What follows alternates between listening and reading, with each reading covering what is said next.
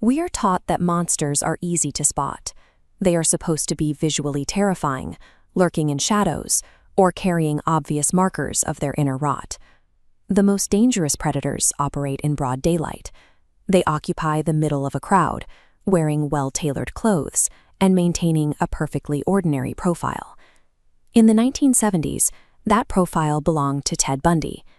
He became known as the charming monster, a man who weaponized his own charisma to gain access to his targets.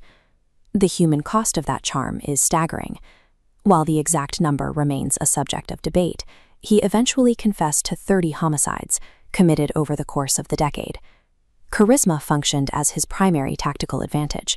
He utilized his personality to orchestrate one of the darkest timelines in American history, leading to a single haunting question: how did he use charm to hide so much violence? America in the early 1970s was a society in transition, yet it remained remarkably open.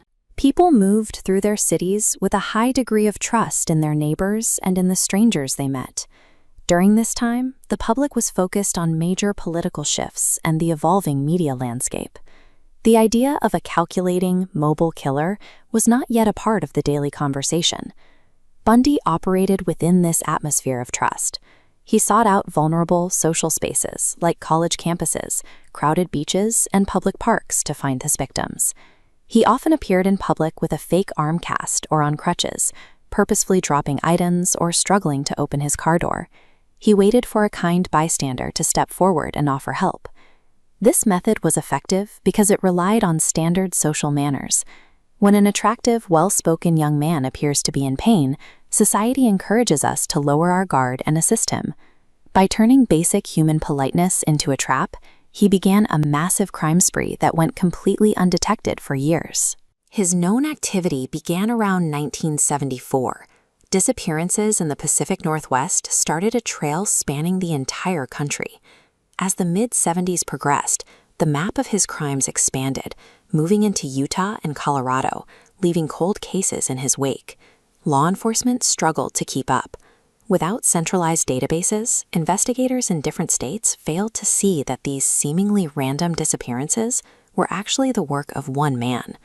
Even when police in Utah pulled him over for a traffic violation in 1975, his identity as a polite law student shielded him. He managed to escape custody twice in Colorado before making a final, desperate flight to Florida in 1978. By the time of his final arrest in Florida, the scale of his violence was clear. He had accumulated a list of 30 victims in a window of just 4 years. The sheer geographic spread of his crimes proved how easily his charming persona allowed him to slip past authorities who were looking for a monster, but saw only a student. His trial became a media sensation. He insisted on acting as his own lawyer, using the courtroom as a stage to maintain his charismatic persona, even as the evidence against him mounted. In his final days, the performance ended.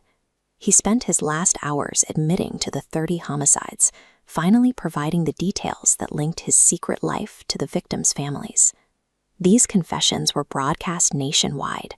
For the first time, families across the country watched a man who looked like their neighbor describe committing the unthinkable.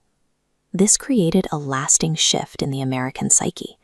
It removed the comfort of believing that evil is always easy to identify, showing that a predator could be well-educated, articulate, and seemingly kind.